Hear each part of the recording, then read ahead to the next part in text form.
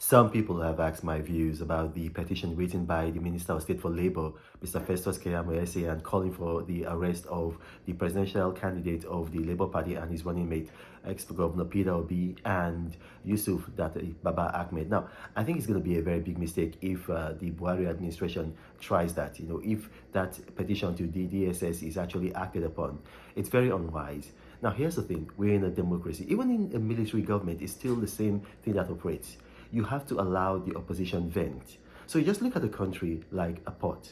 Now the pot is on a fire, and then the fire is just the policies of the government, the things that happen during the government. So you have to let the pot let off steam. And how does the pot let off steam? Through the spout. You see the spout? So steam comes out, steam comes out. So that's the venting of the opposition, so that the country does not become, too toxic. The polity is not heated up. Now, if you begin to arrest opposition leaders, so it's just like taking something and covering the spout of that kettle. What's going to happen is that after a while, the whole kettle is going to explode. And you don't want that for a country, because the country can explode. It can lead to sectarian crisis. It can lead to, God forbid, civil war. And we don't want that. Let's say the cure that the Minister of State for Labour, Festus Keyamo, is trying to apply is going to be worse than the disease. And what did Peter Obi and Datti Baba-Ahmed, what did they say? I think his major issue was when Datti Baba-Ahmed said that if the president-elect, according to INEC, because I also disagree about his election, so I would say the president-elect, according to INEC, if he's sworn in on May 29, 2023, then that would be the end of democracy.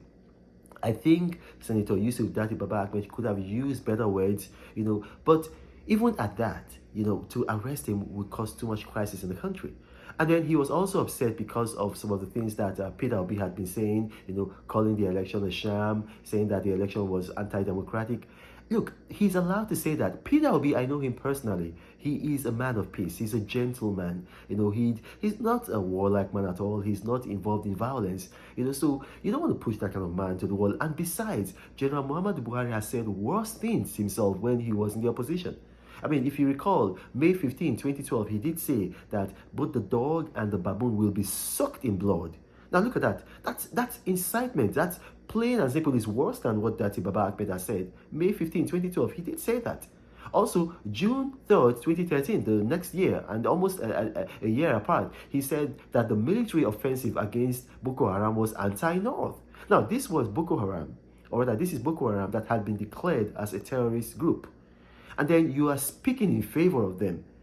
That's terrible. That's like what he's accusing Nnamdi Kanu of doing. He did it. Go back and check. June 3rd, 2013. He could have been arrested, but he wasn't arrested. He was allowed to have his freedom of expression, even though it was almost inciting. Not almost, it was quite inciting. Even go further back, during the 2011 election, he did say, on the video, and that video is still on YouTube, he was telling his supporters, halaka. Halaka. Now, halaka in Hausa means that you will perish or you will die. And then after the election, when he lost, a number of people, I think about 600 plus, died all over Nigeria, mostly in northern Nigeria, including about 11 youth corps, National Youth Service Corps members. That nobody arrested him, but those were very unfortunate comments that he made. Even as a sitting president, June 2, 2021, he released a tweet which was deemed to be an inciting tweet by Twitter and officially deleted. 2 days later, June 4, 2021, the Nigerian government suspended Twitter, as a reaction to that. I mean, remember he told people of Igbo origin, of the Southeast origin, that he will talk to them he will treat them in a language that they understood, which was deemed to be, an abuse of Twitter regulations. It was deemed to be inciting genocide. That was the word that he used, genocide against people of Igbo origin. Nothing was done to him. He wasn't impeached. Only Twitter, a private company, took action against him. Later on, Facebook also took action against him by deleting his messages.